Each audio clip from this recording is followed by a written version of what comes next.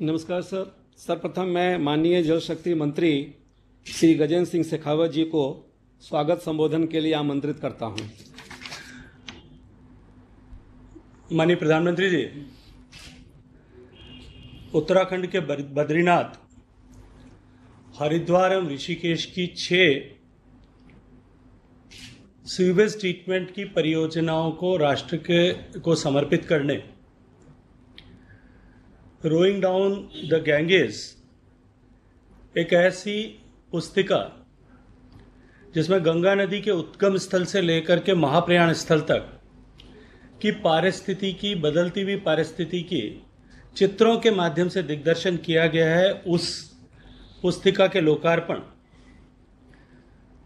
आपके हृदय के सबसे करीब ऐसी योजना जल जीवन मिशन, जिसके माध्यम से देश के प्रत्येक ग्रामीण आवास तक पेयजल उपलब्ध कराने का लक्ष्य लेकर के मंत्रालय काम कर रहा है, उसके लोगों के अनावरण और जल जीवन मिशन की सफलता का मेरुदंड ग्राम पंचायत और पानी समितियों की भूमिका है। उनके लिए एक मार्गदर्शिका के लोकार्पण के अवसर पर आज आयोजित इस वर्चुअल कार्यक्रम में आपने समय देकर के मेरे विभाग, मेरे मंत्रालय को अनुग्रहित किया है। मैं आपका स्वागत करते हुए आपका हृदय से आभार व्यक्त करना चाहता हूं। कार्यक्रम में उपस्थित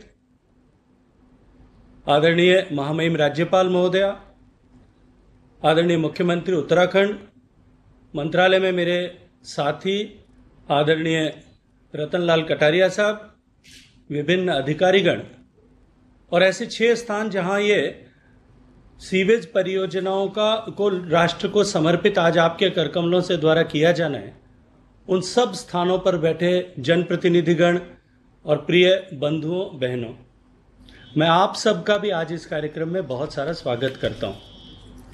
माननीय प्रधानमंत्री जी, आपने अनेक बार आपके अपने उद्धरणों में इस बात को कहा है कि जल हमारे जीवन का आधार है, लेकिन आज पूरे विश्व के सामने एक चुनौती है और यथा हमारे देश के सामने भी एक बहुत बड़ी चुनौती है। लेकिन जिस तरह से पिछले लंबे समय से आपने आपके मार्गदर्शन में, आपके नेतृत्व में जिस तरह से सरकार ने काम किया है और बहुआयामी प्रयास जल के क्षेत्र पर में जो किए गए, राष्ट्र को जल समृद्ध बनाने के लिए जो किए गए, उनका प्रभाव और परिणाम अब दिखाई देने लगा है। आपने बारंबार अपने अनेक अवसरों पर मन की बात से लेकर के पंचायतों के चुने हुए जनप्रतिनिधियों को व्यक्तिगत संबोधन पत्र लिखने के माध्यम से और अन्य प्लेटफॉर्म्स पर आपके द्वारा रखे गए विषयों के कारण से निश्चित ही जल संचय, जल संरक्षण, भूजल के पुनर्भरण और इसके विवेकपूर्ण उपयोग के विषय में लोगों में जन चेतना का आगाज हुआ है और यह आंदोलन अब जन जन का विषय बनने लगा है। माननीय प्रधानमंत्री जी, आपने रिसाइकल एवं रीयूज पर भी विशेष बल देते हुए बारंबार देश का ध्यान आकृष्ट किया है। मां गंगा हम सब के लिए निश्चित ही सांस्कृतिक विरासत है, हम सब के लिए आस्था का विषय तो है ही, लेकिन आपने मार्गदर्शन दिया नेशनल गंगा काउंसिल की मीटिंग के समय कि यह हमारे आर्थिक जीवन का आधार भी है। इसलिए गंगा के विभिन्न पक्षों पर चिंतन करते और काम करते समय हमें इसकी आर्थिक महत्ता और उसके लिए जन चेतना के दिशा में प्रयास करने का भी आपने हम सबको मार्गदर्शन दिया था। माननीय प्रधानमंत्री जी, 1985 से 2014 तक गंगा की शुचिता के लिए प्रयास हुए, लेकिन टुकड़ों टुकड़ों में अलग अलग जगह प्रयास करने और साथ ही साथ में बहुत पीस मील में काम करने के केवल 4,000 करोड़ रुपया खर्च हुआ था के कारण से जिस तरह के परिणामों की अपेक्षा थी, राष्ट्र को जिस तरह के परिणामों की अपेक्षा थी, वैसे परिणाम नहीं हो पाए। लेकिन आपके मार्गदर्शन में, आपके नेतृत्व में हमारे पिछले कार्यकाल के समय जिस तरह के प्रयास हुए और आपने नमामि गंगे को एक मिशन मोड में काम करने का जिस तरह से मार्गदर्शन दिया, 20,000 करोड़ रुपए के बजट के साथ में आपने हमें जो काम करने का अवसर दिया, उसके माध्यम से आज नमामि गंगे के द्वारा किए गए कामों का परिणाम सर्वदूर दिखाई देने लगा है। पिछले कुंभ के समय में भी 22 करोड़ से ज्यादा लोग, जो अनुमानित संख्या में जो लोग कुंभ उपस्थित हुए थे, उन सब लोगों ने निश्चित रूप से इसको अनुभव भी किया है और इसके बारे में अनेक लोगों ने इसके बारे में अपनी अनुशंसाएं भी की है। माननीय प्रधानमंत्री जी, अब तक कुल मिलाकर के 315 परियोजनाएं आपके मार्गदर्शन में, आपके नेतृत्व में नमामि गंगे मिशन द्वारा पूरे गंगा के प्रभाव क्षेत्र के साथ साथ में गंगा की सहायक नदियों पर भी ली गई हैं, जिनकी कुल लागत अब तक हम 28,854 करोड़ रुपए के योजनाएं स्वीकृत कर चुके हैं और इनमें से 9,000 करोड़ रुपए की लागत की लगभग 132 से ज्यादा परियोजनाएं पूरी हो चुकी हैं और इनके स्पष्ट परिणाम भी अब माननीय प्रधानमंत्री जी दिखाई देने लगे हैं। पूर्व में जो गंगा एक्शन प्लान के तहत जो काम जिनका जिक्र मैंने किया, उसके तहत जो काम हुए थे और उनके फेल्योर के पीछे जो कारण थे, उनसे सीख लेते हुए आपके मार्गदर्शन के अनुरूप हमने एक नई प्रणाली, हाइब्रिड एन्युटी प्रणाली, ऐसी जो है Ganga national Ganga mission, Namami Gange mission के कार्यक्रमों में ली है और उसमें आने वाले 15 वर्षों तक उसके संचालन और रखरखाव पर भी हमने जो है उसी कंसेशनर को जिम्मेदारी दी है, ताकि लंबे समय तक हम उन परियोजनाओं को सुचारू रूप से चला सकें। माननीय प्रधानमंत्री जी, गंगा एक्शन प्लान के तहत गिने चुने 1, 2, 3, 4 शहरों में टुकड़ों में, जैसा मैंने कहा, काम हुआ था, लेकिन आपके मार्गदर्शन में हमने इस नमामि गंगे मिशन में 97 शहर, 100 में से केवल 3 कम से ऐसे शहरों में, और साथ ही साथ गंगा नदी के किनारे पर बसे हुए 4600 ऐसे गांव, जिनको गंगा ग्राम की हमने आपके मार्गदर्शन में जिनको नाम दिया, उन सब जगह पर एक साथ समन्वित स्वरूप से हमने प्रयास किया और उसी के कारण से आज गंगा के पानी की शुचिता में ये प्रभाव दिखाई दे रहा है। माननीय प्रधानमंत्री जी, आपका बार बार हम सब लोगों से ये आग्रह रहा, आपका निर्देश रहा कि जन जन को जोड़ना इसके लिए आवश्यक है और इसी के लिए हमने गंगा प्रहरी और ऐसे अनेक संगठनों को साथ खड़ा करके और हमने इस मिशन को जनता के साथ में, आम जन के साथ में जोड़ने की दिशा में भी प्रयास किया है, जिसके बहुत सकारात्मक परिणाम ऐसे गंगा तट पर बसे हुए शहर, कस्बों और गांवों में दिखाई देने लगा है। माननीय प्रधानमंत्री जी, गंगा में शुचिता के साथ साथ में अविरलता भी बनी रहे, ऐसा आपका स्पष्ट मार्गदर्शन और निर्देश था और इसके लिए हमने ई फ्लो की अधिसूचना भी जारी की है और उसके साथ साथ में इस जल की एफिशिएंसी को बढ़ाना और गंगा नदी और उसकी सहायक नदियों के कैचमेंट एरिया के ट्रीटमेंट के लिए भी हमने समन्वित संकलित प्रयास अपने विभाग के द्वारा और साथ साथ में अन्य लाइन मिनिस्ट्रीज के साथ में मिलकर, प्रदेशों के साथ मिलकर के हमने किए हैं। गंगा नदी के ट्रीटेड सीवरेज को रिसाइकल और रीयूज करना, जैसा आपने नेशनल गंगा काउंसिल की मीटिंग में जो है पूरे आग्रह के साथ में जो बात कही थी, उस दिशा में भी हमने काम करना प्रारंभ किया है। आज मथुरा की रिफाइनरी को 2 करोड़ लीटर पानी जो पहले गंगा नदी से वो लेते थे, अब उसकी जगह हम ट्रीटेड रिसाइकल्ड वाटर उनको दे रहे हैं। इससे गंगा नदी के पानी का से जो निष्कासन उसके कारण से होता था वो रुका है। अभी बिहार की पिछले दिनों जिन परियोजनाओं का आपने उद्घाटन किया, उस लोकार्पण के अवसर पर भी ये विषय आपके संज्ञान में हमने लाने का प्रयास किया था कि उस पानी को भी रिसाइकल और रीयूज, रिसाइकल्ड पानी को रीयूज किस तरह से किया जा सके, उस दिशा में हमने पहल प्रारंभ की है। माननीय प्रधानमंत्री जी, गंगा को 60% से अधिक जो प्रदूषण मिलता है वो केवल 10 शहरों पर से ही मिलता है। ऐसे बड़े शहरों में 100% जो है ट्रीटमेंट हो जाए, इस दिशा में हम बहुत तेजी से काम कर रहे हैं। प्रधानमंत्री जी, गंगा की सहायक नदियों में बेसिन अप्रोच के तहत यमुना, रामगंगा, काली, गोमती, सरयू, गंडक, घाघरा इत्यादि नदियों पर हम प्रभावी काम कर रहे हैं। 2649 MLD की ऐसी उपचार क्षमता बनाने के लिए सहायक नदियों पर 38 सीवरेज परियोजनाएं, जिनकी लागत 7,650 करोड़ रुपए होगी, हमने काम प्रारंभ कर दिया है। माननीय प्रधानमंत्री जी, हरिद्वार, ऋषिकेश और मुनि की रेती में वर्ष 2035 तक के लिए STP क्षमता का, जो 35 तक के लिए प्रभावी रहेगी, ऐसी STP क्षमता का विकास हो चुका है। प्रयागराज में भी सीवरेज नेटवर्क परियोजना पूरी कर ली गई है। 100 साल से अधिक पुराना सीसामऊ नाला, जब आप गंगा काउंसिल की मीटिंग के समय कानपुर पधारे थे तब आपने प्रत्यक्ष वहां जाकर के देखा भी था, वहां खड़े रह करके आपने और माननीय मुख्यमंत्री जी ने वहां सेल्फी भी ली थी। वो आज बंद हो गया है और वो निश्चित रूप से लोगों के लिए बदले हुए स्वरूप में कौतूहल का विषय बना है।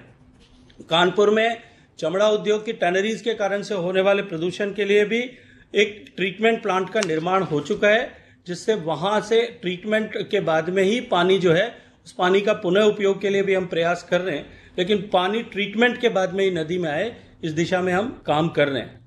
माननीय प्रधानमंत्री जी, घाट और मोक्षधाम के तहत नमामि गंगे के मिशन के तहत इस दिशा में भी हमने प्रभावी काम किए हैं। पिछले दिनों बिहार के लोकार्पण के अवसर पर जो पटना शहर में जिस तरह का रिवर फ्रंट बनाया गया है उसके बारे में आपने जिस तरह से हमें आशीर्वाद दिया, निश्चित ही उसके कारण से हमारा उत्साहवर्धन हुआ है।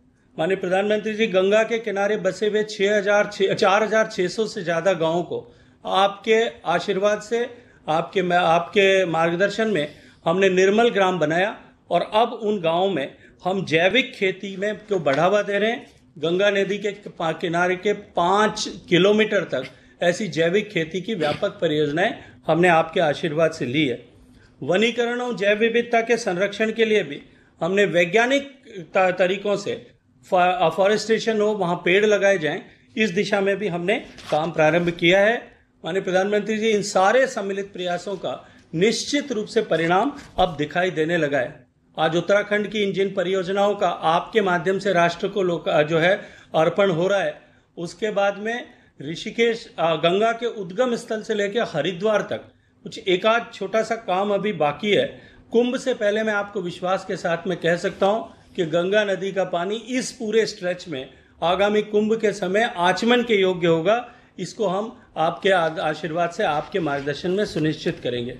माननीय प्रधानमंत्री जी, आपने विभिन्न कार्यक्रमों के अतिरिक्त, विभिन्न योजनाओं के अतिरिक्त, जैसा मैंने कहा कि अब की बार अपने पूरे देश में हर एक गांव में हर घर तक पीने का पानी, स्वच्छ पानी और समुचित मात्रा में पानी हर परिवार को मिले, ऐसा 2019 में लाल किले से संकल्प देश के सामने रखा था। और उस संकल्प के माध्यम से आपने कहा था कि 2024 तक हम हर घर तक पीने का पानी पहुंचाएंगे। 15 अगस्त 2019 को जब आपने घोषणा की थी तो मात्र 18.93 लगभग 19 करोड़ जो ग्रामीण आवास हैं उनमें मात्र 17% यानी 3.23 करोड़ घरों तक ही केवल जो है घर पे पीने का पानी पहुंचता था। आपके आशीर्वाद से, आपके सतत मार्गदर्शन से मैं धन्यवाद ज्ञापित करता हूं। आज हम लोग 5.53 करोड़ 5.53 लाख घरों तक यानी 2.30 करोड़ घरों तक हम पीने का पानी पहुंचाने में सफल हुए हैं। पिछले दिनों स्वतंत्रता दिवस के अवसर पर आपने हमें जिस तरह से अपने भाषण में आशीर्वाद दिया, मैं उसके लिए भी मंत्रालय की तरफ से आपका आभार व्यक्त करना चाहता हूं।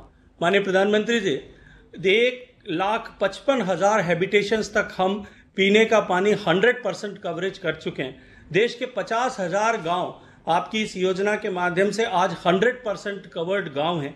देश के 387 ब्लॉक्स 100% कवर हो गए हैं। और माननीय प्रधानमंत्री जी, 12 जिले ऐसे हैं जिसमें आज एक भी घर पीने के पानी की इस सुविधा से शेष नहीं है।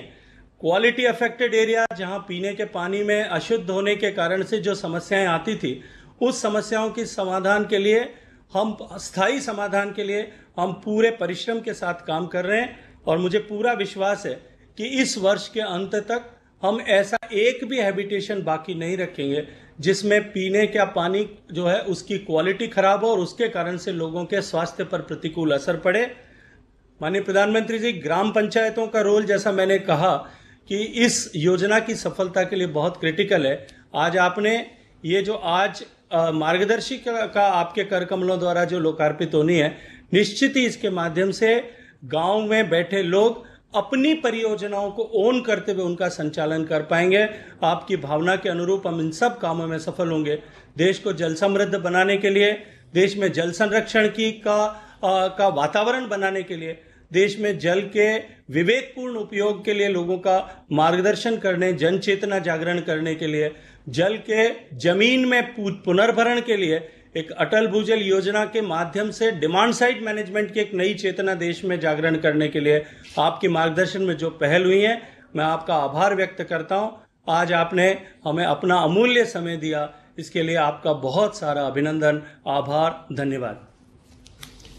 धन्यवाद सर। अब उत्तराखंड में नमामि गंगे परियोजना पर आधारित लघु चलचित्र का प्रदर्शन किया जाएगा।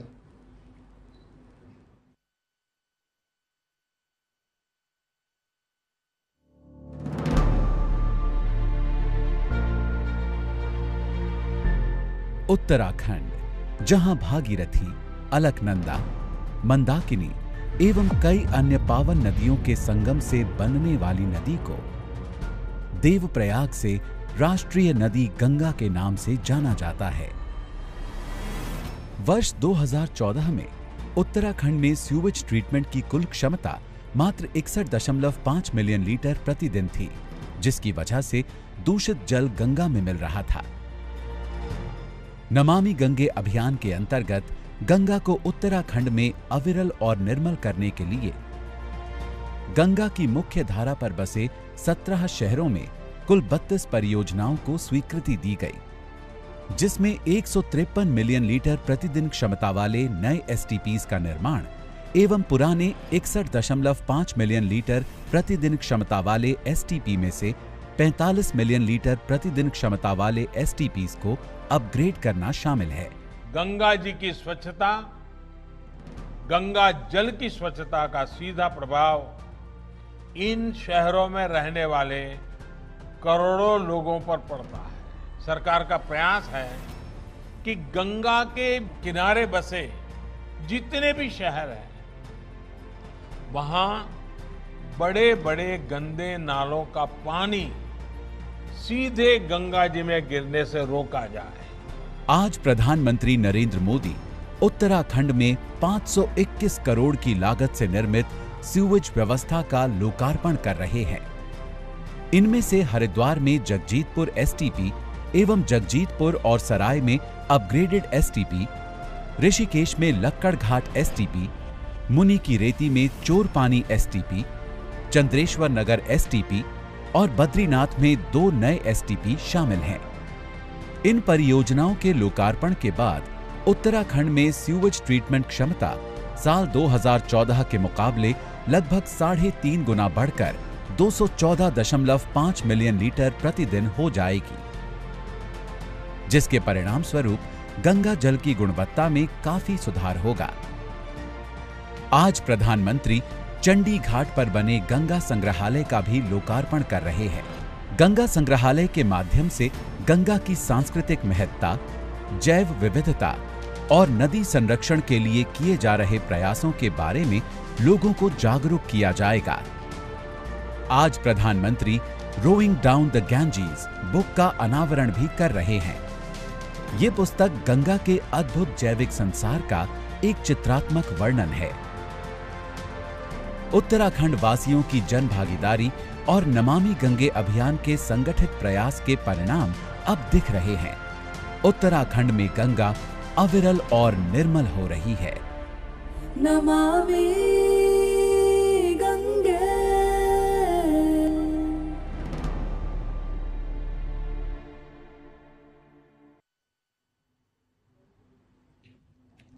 अब मैं माननीय मुख्यमंत्री उत्तराखंड श्री त्रिवेंद्र सिंह रावत जी को संबोधन के लिए आमंत्रित करता हूं।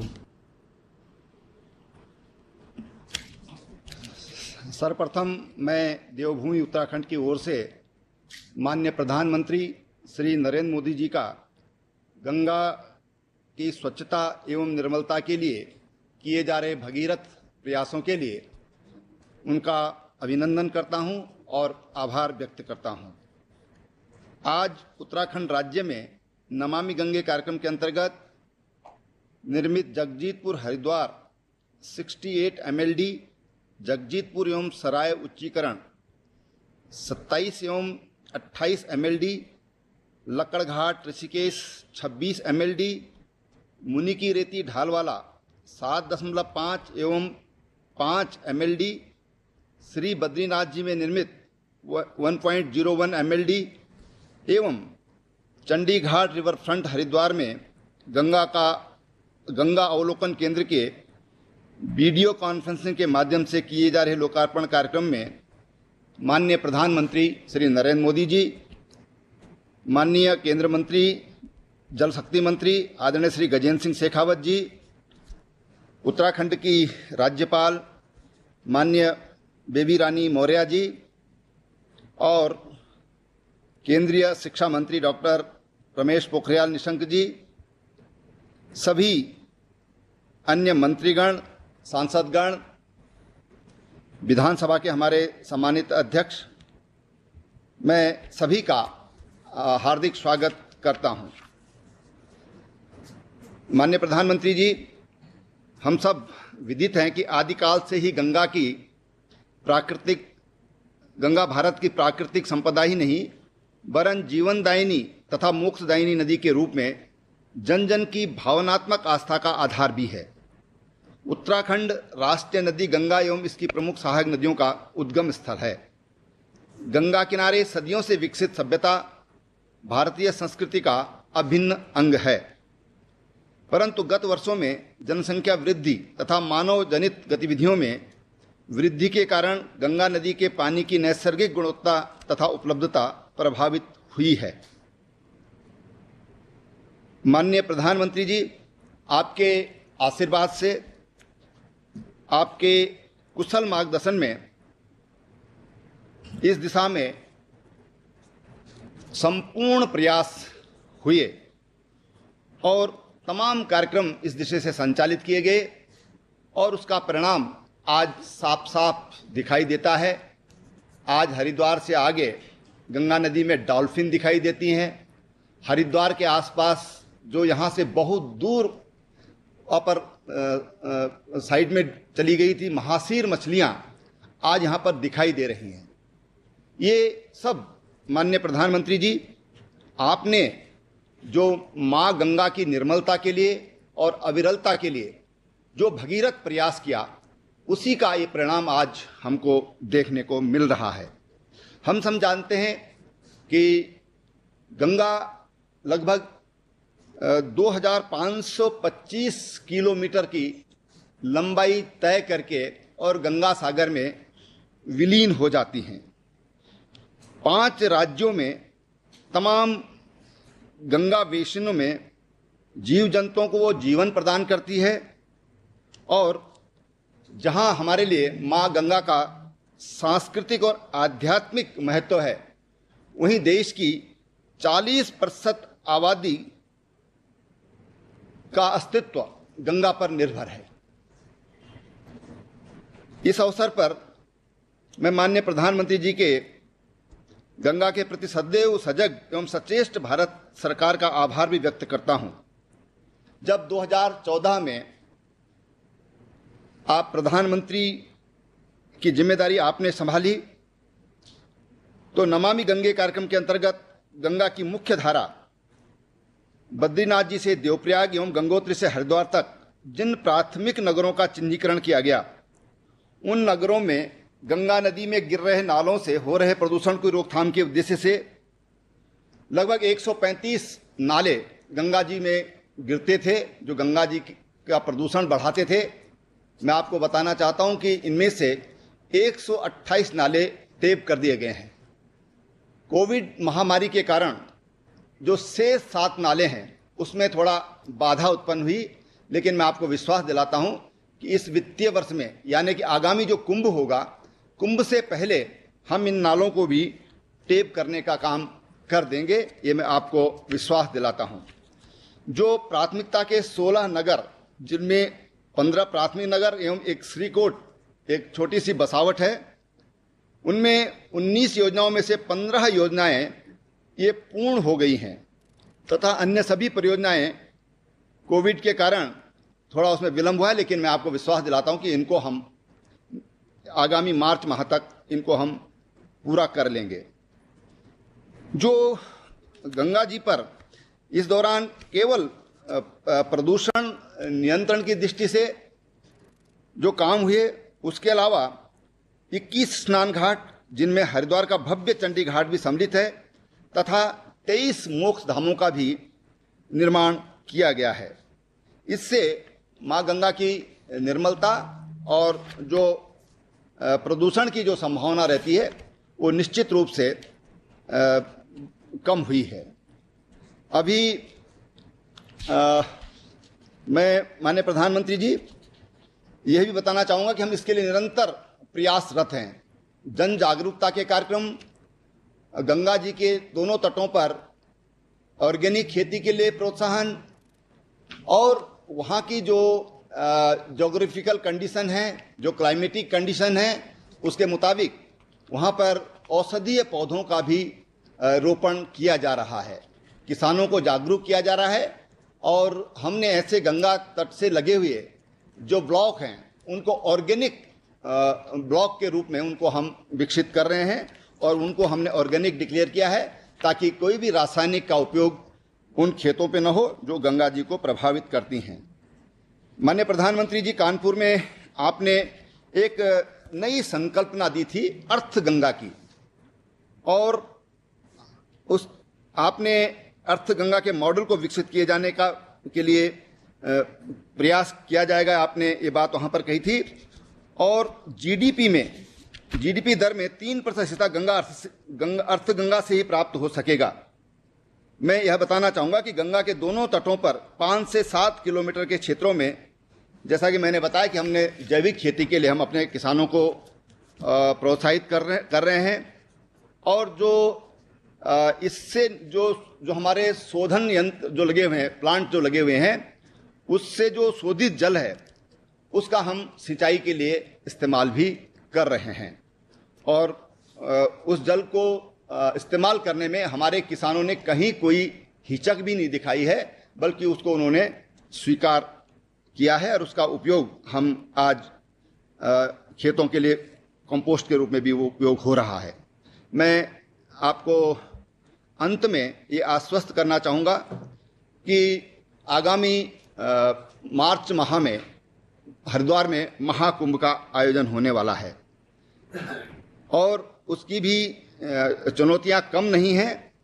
कुंभ में आने वाले जो श्रद्धालु हैं वो निर्मल गंगा में स्नान करके जाएं, वो एक संदेश लेकर जाएं कि माननीय प्रधानमंत्री जी के आह्वान पर गंगा स्वच्छ हुई है, गंगा निर्मल हुई है और ये प्रयत्न हमारी सरकार कर रही है और हम इसके प्रति सदैव प्रतिबद्ध हैं। ये मैं आपको आश्वस्त करना चाहता हूं।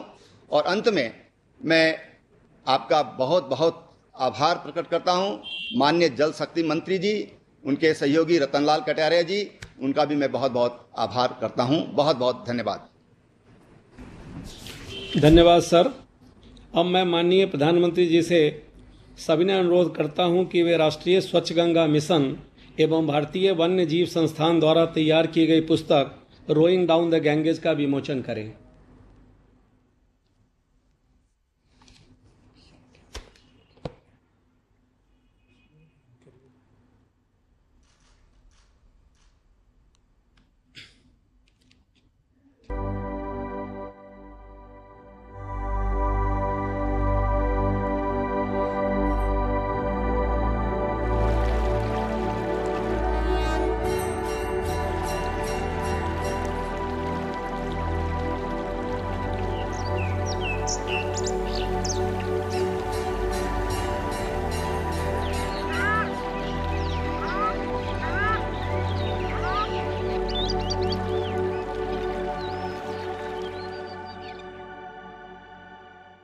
जी से सविनय अनुरोध करता हूं कि वे जल जीवन मिशन के अंतर्गत ग्राम पंचायतों एवं पानी समितियों के लिए बनाई गई मार्गदर्शिका का विमोचन करें।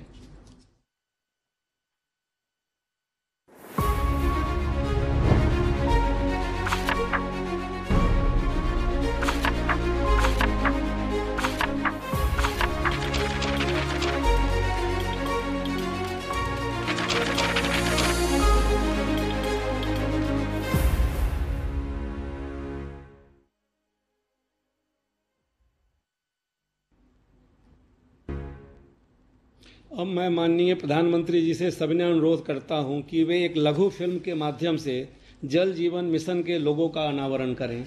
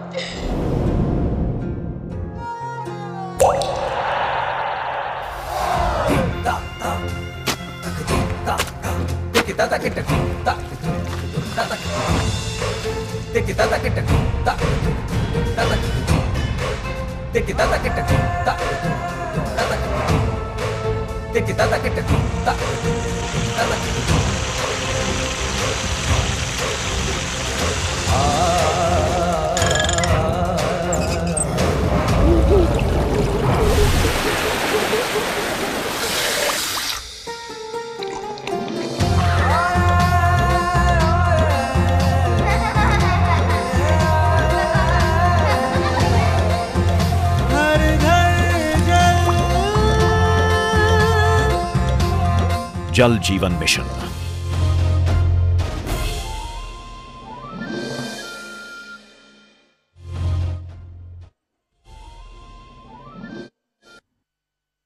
और इस में नवनिर्मित 7 सीवरेज ट्रीटमेंट प्लांट्स के द्वारा प्रतिदिन 15 करोड़ 25 लाख लीटर दूषित पानी को गंगा में जाने से रोका जा सकेगा।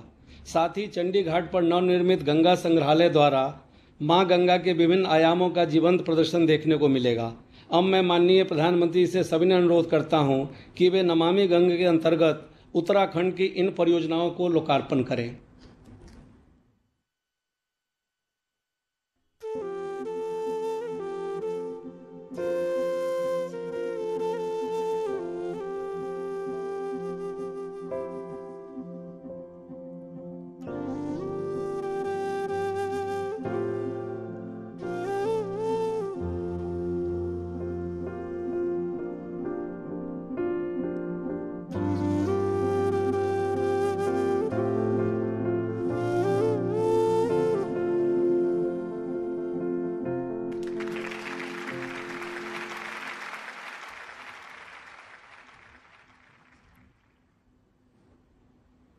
धन्यवाद सर।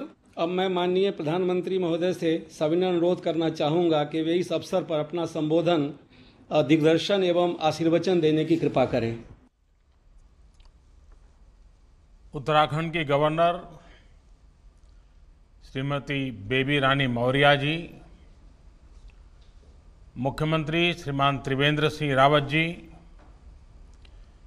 केंद्रीय मंत्रिमंडल के मेरे सहयोगी गजेंद्र सिंह शेखावत जी, डॉक्टर रमेश पोखरियाल निशंक जी,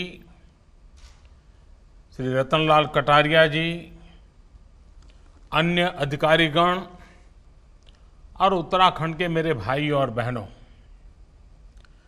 4 धाम की पवित्रता को अपने में समेटे देवभूमि उत्तराखंड की धरा को मेरा आदरपूर्वक नमन।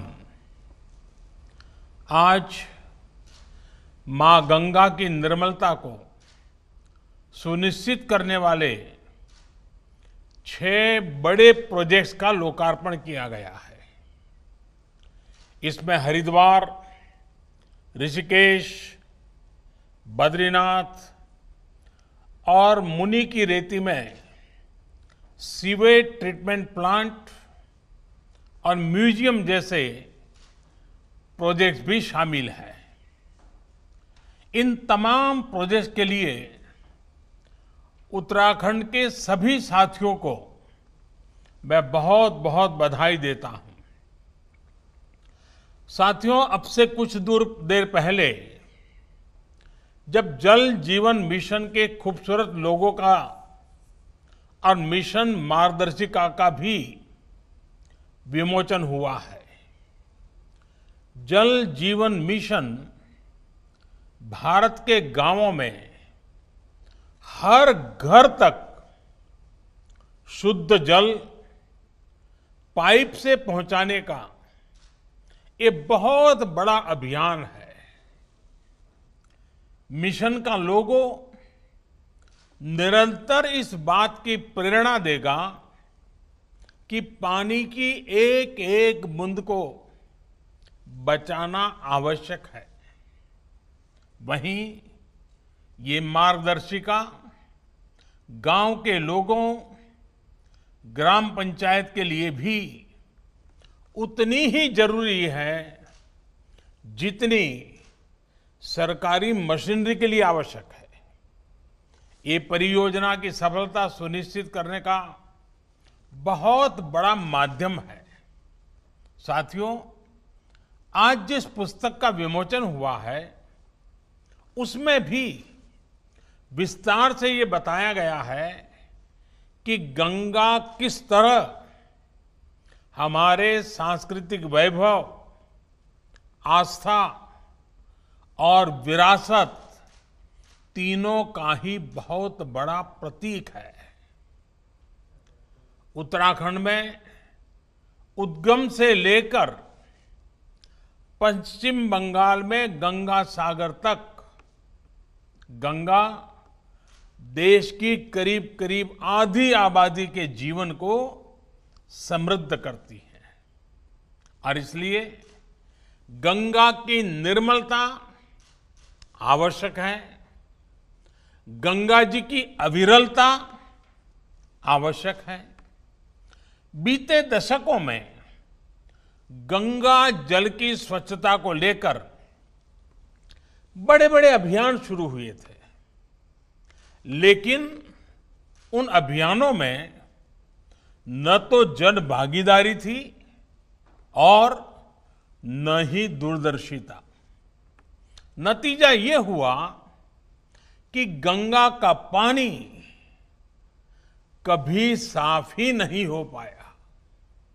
साथियों, अगर गंगा जल की स्वच्छता को लेकर वही पुराने तौर तरीके अपनाए जाते तो आज भी हालत उतनी ही बुरी रहती।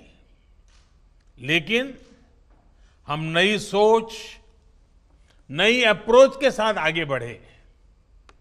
हमने नमामि गंगे मिशन को सिर्फ गंगा जी की साफ सफाई तक ही सीमित नहीं रखा, बल्कि इसे देश का सबसे बड़ा और विस्तृत नदी संरक्षण कार्यक्रम बनाया। सरकार ने चारों दिशाओं में एक साथ काम आगे बढ़ाया। पहला, गंगा जल में गंदा पानी गिरने से रोकने के लिए सीवेज ट्रीटमेंट प्लांटों का जाल बिछाना शुरू किया। दूसरा, सीवेज ट्रीटमेंट प्लांट ऐसे बनाए जो अगले 10-15 साल की भी जरूरतें पूरी कर सके। तीसरा, गंगा नदी के किनारे बसे 100 बड़े शहरों और 5000 गांवों को खुले में शौच से मुक्त करना। और चौथा, जो गंगा जी की सहायक नदियां हैं उनमें भी प्रदूषण रोकने के लिए पूरी ताकत लगाना। साथियों, आज इस चौतरफा काम का परिणाम हम सभी देख रहे हैं। आज नमामि गंगे कार्यक्रम के तहत 30,000 करोड़ रुपए से अधिक की परियोजनाओं पर या तो काम चल रहा है या फिर पूरा हो चुका है।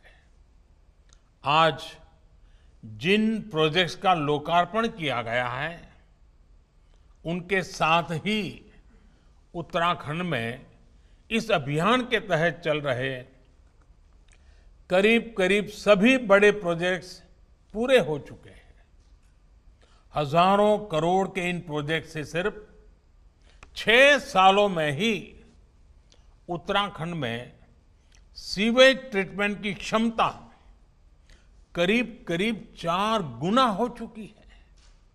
साथियों, उत्तराखंड में तो स्थिति ये थी कि गंगोत्री, बद्रीनाथ, केदारनाथ से हरिद्वार तक 130 से ज्यादा नाले गंगा जी में गिरते थे। आज इन नालों में से अधिकतर को रोक दिया गया है। इसमें ऋषिकेश से सटे मुनि की रेती का चंद्रेश्वर नगर नाला भी शामिल है। इसके कारण यहां गंगा जी के दर्शन के लिए आने वाले, राफ्टिंग करने वाले साहसिक साथियों को बहुत परेशानी होती थी। आज से यहां देश का पहला 4 मंजिला सीवेज ट्रीटमेंट प्लांट शुरू हो चुका है। हरिद्वार में भी ऐसे 20 से ज्यादा नालों को बंद किया जा चुका है। साथियों, प्रयागराज कुंभ में गंगा जी की निर्मलता को दुनिया भर के श्रद्धालुओं ने अनुभव किया था। अब हरिद्वार कुंभ के दौरान भी पूरी दुनिया को निर्मल गंगा स्नान का अनुभव होने वाला है और उसके लिए लगातार प्रयास चल रहे हैं। साथियों, नमामि गंगे मिशन के तहत ही गंगा जी पर सैकड़ों घाटों का सुंदरीकरण ये किया जा रहा है और गंगा विहार के लिए आधुनिक रिवर फ्रंट के निर्माण का कार्य भी किया जा रहा है। हरिद्वार में तो रिवर फ्रंट बनकर तैयार है। अब गंगा म्यूजियम के बनने से यहां का आकर्षण और अधिक बढ़ जाएगा। ये म्यूजियम हरिद्वार आने वाले पर्यटकों के लिए गंगा से जुड़ी विरासत को समझने का एक माध्यम बनने वाला है। साथियों, अब नमामि गंगे अभियान को एक नए स्तर पर ले जाया जा रहा है। गंगा जी की स्वच्छता के अलावा अब गंगा से सटे पूरे क्षेत्र की अर्थव्यवस्था और पर्यावरण के विकास पर भी फोकस है। सरकार द्वारा उत्तराखंड सहित सभी राज्यों के किसानों को जैविक खेती,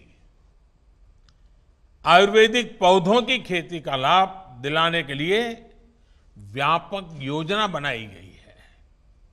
गंगा जी के दोनों ओर पेड़ पौधे लगाने के साथ ही ऑर्गेनिक फार्मिंग से जुड़ा कॉरिडोर भी विकसित किया जा रहा है। गंगा जल को बेहतर बनाने के इन कार्यों को अब मैदानी इलाकों में मिशन डॉल्फिन से भी मदद मिलने वाली है। इसी 15 अगस्त को मिशन डॉल्फिन का ऐलान किया गया है। ये मिशन गंगा जी में डॉल्फिन संवर्धन के काम को और मजबूत करेगा।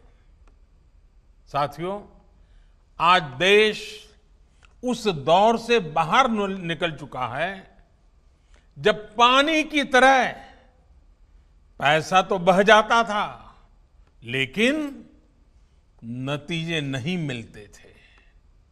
आज पैसा न पानी की तरह बहता है न पानी में बहता है, पर पैसा पाई पाई पानी पर लगाया जाता है।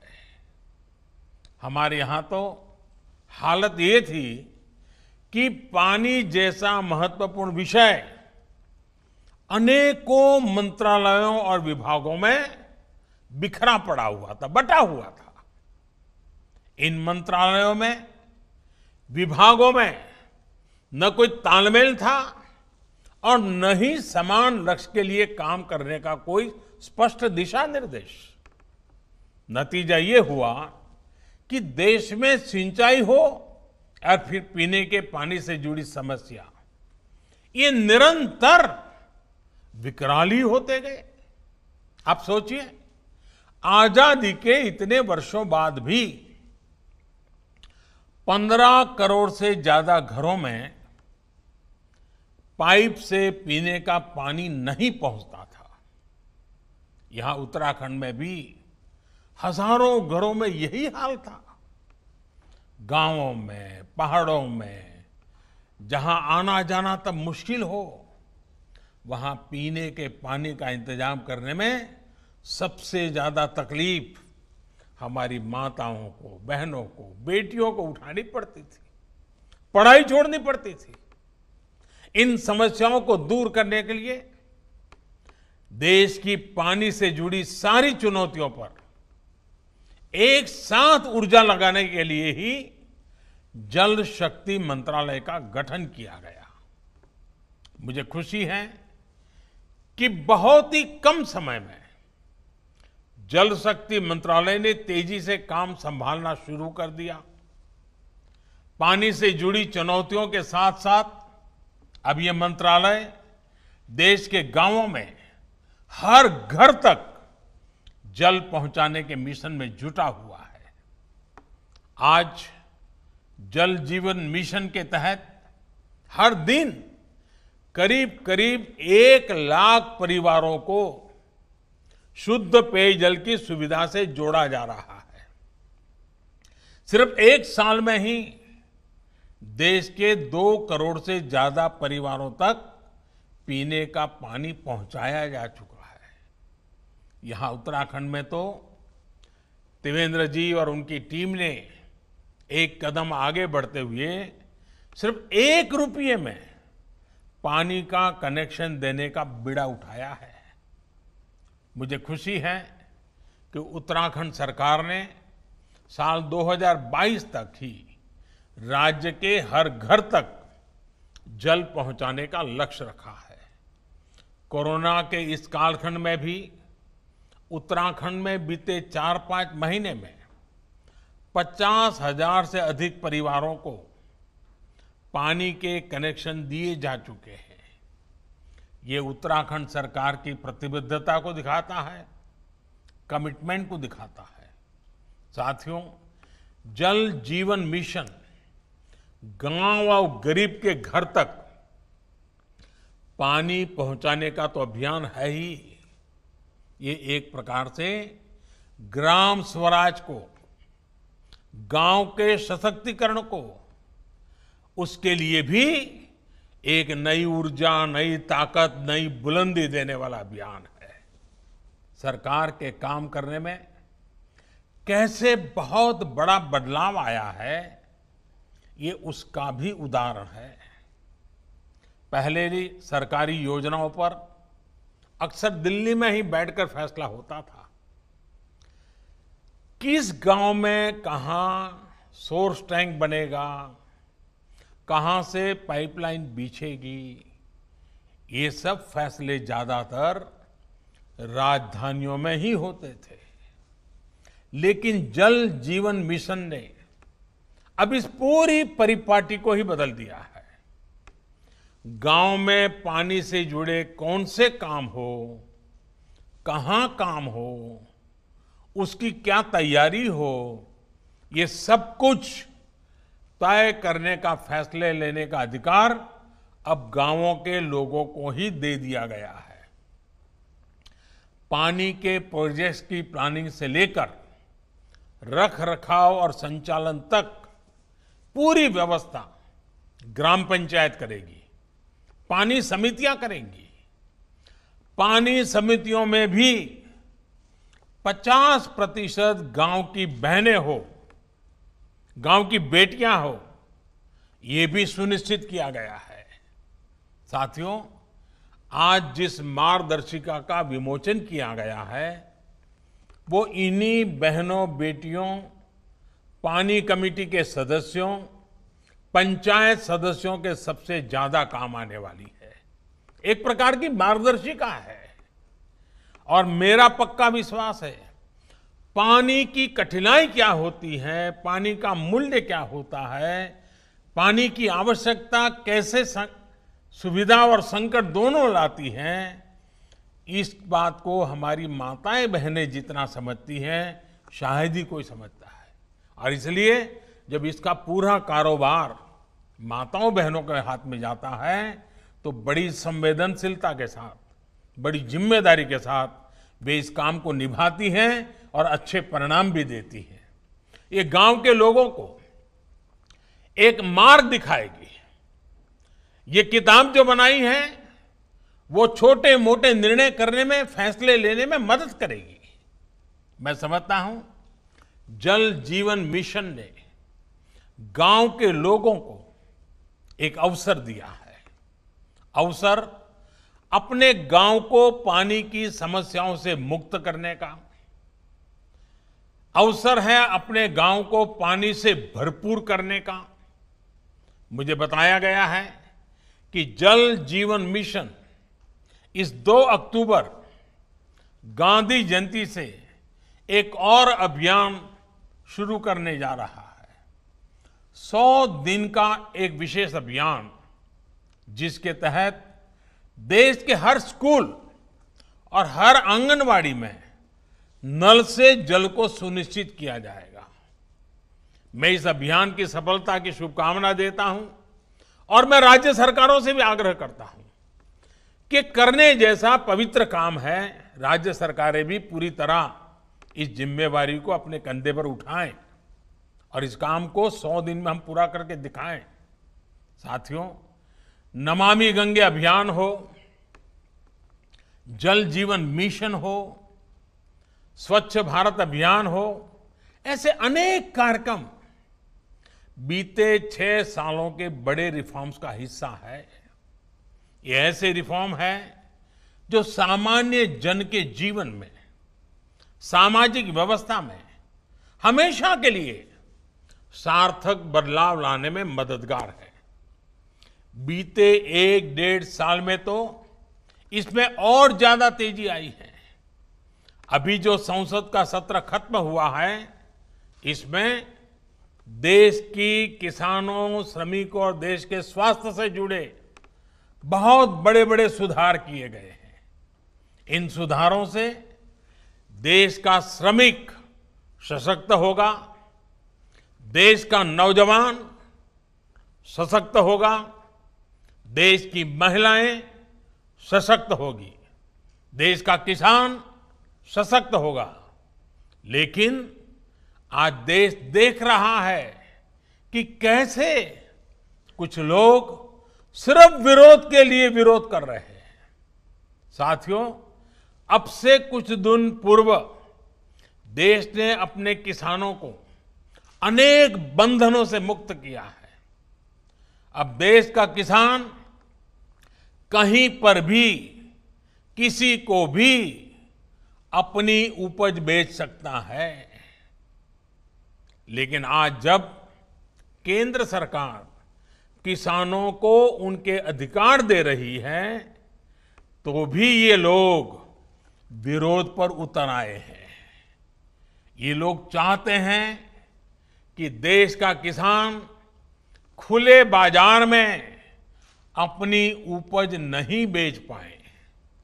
ये लोग चाहते हैं कि किसान की गाड़ियां जब्त होती रहें, उनसे वसूली होती रहे, उनसे कम कीमत पर अनाज खरीदकर बिचौलिए मुनाफा कमाते रहें।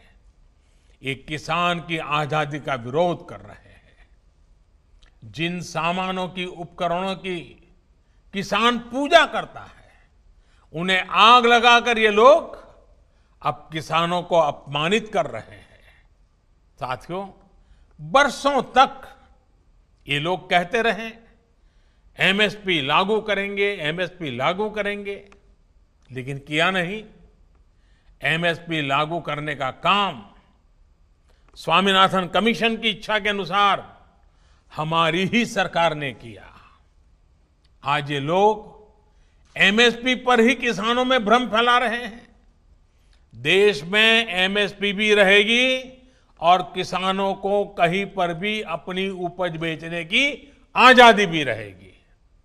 लेकिन ये आजादी कुछ लोग बर्दाश्त नहीं कर पा रहे हैं। इनकी काली कमाई का एक और जरिया समाप्त हो गया है, इसलिए इन्हें परेशानी है। साथियों, कोरोना के इस कालखंड में देश ने देखा है कि कैसे डिजिटल भारत अभियान ने जनधन बैंक खातों ने, रुपे कार्ड ने लोगों की कितनी मदद की है। लेकिन आपको याद होगा, जब यही काम हमारी सरकार ने शुरू किए थे तो ये लोग इनका कितना विरोध कर रहे थे। इनकी नजरों में देश का गरीब, देश के गांव के लोग अनपढ़ थे, अज्ञानी थे। देश के गरीब का बैंक खाता खुल जाए, वो भी डिजिटल लेन देन करें, इसका इन लोगों ने हमेशा विरोध किया। साथियों, देश ने ये भी देखा है कि जब वन नेशन वन टैक्स की बात आई, जीएसटी की बात आई, तो फिर ये लोग फिर विरोध करने के लिए मैदान में आ गए। जीएसटी की वजह से देश में घरेलू सामानों पर लगाने वाला टैक्स बहुत कम हो गया है। ज्यादातर घरेलू सामान, रसोई के लिए जरूरी चीजों पर टैक्स अब या तो नहीं है या फिर 5% से भी कम है। पहले इन्हीं चीजों पर ज्यादा टैक्स लगा करता था, लोगों को अपनी जेब से ज्यादा पैसे खर्च करने पड़ते थे। लेकिन आप देखिए, इन लोगों को जीएसटी से भी परेशानी, ये उसका मजाक उड़ाते हैं, उसका विरोध करते हैं। साथियों, ये लोग न किसान के साथ है, न नौजवान के साथ, और न ही देश के वीर जवान के साथ है। आपको याद होगा, जब हमारी सरकार वन रैंक वन पेंशन लाई, उत्तराखंड के हजारों पूर्व सैनिकों को भी उनका अधिकार दिया, तो ये लोग इसका भी विरोध कर रहे थे। वन रैंक वन पेंशन लागू करने के बाद से सरकार पूर्व सैनिकों को लगभग 11,000 करोड़ रुपए एरियर के तो दे चुकी है। यहां उत्तराखंड में भी 1 लाख से ज्यादा पूर्व सैनिकों को इसका लाभ मिला है। लेकिन इन लोगों को वन रैंक वन पेंशन लागू किए जाने से हमेशा दिक्कत रही। इन लोगों ने वन रैंक वन पेंशन का भी विरोध किया। साथियों, बरसों तक इन लोगों ने देश की सेनाओं को, देश की वायुसेना को सशक्त करने के लिए कुछ नहीं किया। वायुसेना कहती रही कि हमें आधुनिक लड़ाकू विमान चाहिए, लेकिन ये लोग वायुसेना की बात कभी नहीं सुनी, उसको नजरअंदाज करते रहे। जब हमारी सरकार ने सीधे फ्रांस सरकार से रफाल लड़ाकू विमान का समझौता कर लिया, तो इनको फिर दिक्कत होने लगी। भारतीय वायुसेना के पास रफाल विमान आए, भारतीय वायुसेना की ताकत बढ़े, ये इसका भी विरोध करते रहे। मुझे खुशी है कि आज रफाल भारतीय वायुसेना की ताकत बढ़ा रहा है। अंबाला से लेकर के लेह तक उसकी गर्जना भारतीय जांबाजों का हौसला बढ़ा रही है। साथियों, 4 साल पहले का यही तो वो समय था जब देश के जांबाजों ने सर्जिकल स्ट्राइक करते हुए आतंक के अड्डों को तबाह कर दिया था। लेकिन ये लोग अपने जांबाजों के साहस की प्रशंसा करने के बजाय उनसे ही सर्जिकल स्ट्राइक के सबूत मांग रहे थे। सर्जिकल स्ट्राइक का भी विरोध करके ये लोग देश के सामने अपनी मंशा, अपनी नीयत साफ कर चुके हैं। देश के लिए हो, जो भी काम हो रहे हो, हर काम का विरोध करना इन लोगों की आदत हो गई है। उनकी राजनीति का एकमात्र तरीका ये यही है, बस विरोध विरोध विरोध। आप याद करिए, भारत की पहल पर जब पूरी दुनिया अंतर्राष्ट्रीय योग दिवस मना रही थी, पूरे विश्व में भारत गर्व कर सकता है योग पहुंच चुका है, तो ये भारत में ही योग का विरोध कर रहे थे। जब देश की सैकड़ों रियासतों को जोड़ने का काम, ऐतिहासिक काम करने वाले, भारत की एकता को मजबूत करने का काम करने वाले सरदार वल्लभ भाई पटेल की दुनिया की सबसे ऊंची प्रतिमा का अनावरण हो रहा था, तब भी ये लोग इसका विरोध कर रहे थे। आज तक इनका कोई बड़ा नेता स्टैच्यू ऑफ यूनिटी के दर्शन करने नहीं गया है। क्यों? क्योंकि उन्हें विरोध करना है। साथियों, जब गरीबों को 10% आरक्षण का फैसला हुआ, तब भी ये इसके विरोध में खड़े थे। जब 26 नवंबर को संविधान दिवस मनाने की बात आई, तब भी ये इसका विरोध कर रहे थे। डॉक्टर बाबा साहब आंबेडकर का विरोध कर रहे थे। साथियों, पिछले महीने ही अयोध्या में भव्य राम मंदिर के निर्माण के लिए भूमि पूजन किया गया है। ये लोग पहले सुप्रीम कोर्ट में राम मंदिर का विरोध कर रहे थे, फिर भूमि पूजन का विरोध करने लग गए। हर बदलती हुई तारीख के साथ विरोध के लिए विरोध करने वाले ये लोग देश के लिए, समाज के लिए अप्रासंगिक होते जा रहे हैं। इसकी छटपटाहट है, बेचैनी है, हताशा है, निराशा है। एक ऐसा दल जिसके एक परिवार की 4-4 पीढ़ियां जिसने देश पर राज किया, वो आज दूसरों के कंधों पर सवार होकर देश हित से जुड़े हर काम का विरोध करवाकर अपने स्वार्थ को सिद्ध करना चाहता है। साथियों, हमारे देश में अनेकों ऐसे छोटे छोटे दल हैं जिन्हें कभी सत्ता में आने का मौका नहीं मिला। अपनी स्थापना के लेकर अब तक उन्होंने ज्यादातर अपना समय विपक्ष में ही बिताया है। इतने वर्षों तक विपक्ष में बैठने के बावजूद उन्होंने कभी देश का विरोध नहीं किया, देश के खिलाफ काम नहीं किया। लेकिन कुछ लोगों को विपक्ष में बैठे कुछ वर्ष ही हुए हैं, उनका तौर तरीका क्या है, उनका रवैया क्या है, वो आज देश भली भांति समझ रहा है, देश उसको बहुत बारीकी से देख रहा है। इनकी स्वार्थ नीति के बीच आत्मनिर्भर भारत के लिए बड़े रिफॉर्म्स का ये सिलसिला देश के संसाधनों को बेहतर बनाने का ये सिलसिला देश हित में है, देश की गरीबी से मुक्ति के अभियान के लिए है, देश को ताकतवर बनाने के लिए है, और ये निरंतर जारी रहेगा। एक बार फिर आप सभी को विकास के सभी प्रोजेक्ट्स के लिए मेरी तरफ से बहुत बहुत बधाई देता हूं। और फिर से मैं यही आग्रह करूंगा, आप अपना ध्यान रखिए, स्वस्थ रहिए, सुरक्षित रहिए। बाबा केदार की कृपा हम सभी पर बनी रहे, इसी कामना के साथ बहुत बहुत धन्यवाद। जय गंगे। बहुत बहुत धन्यवाद सर।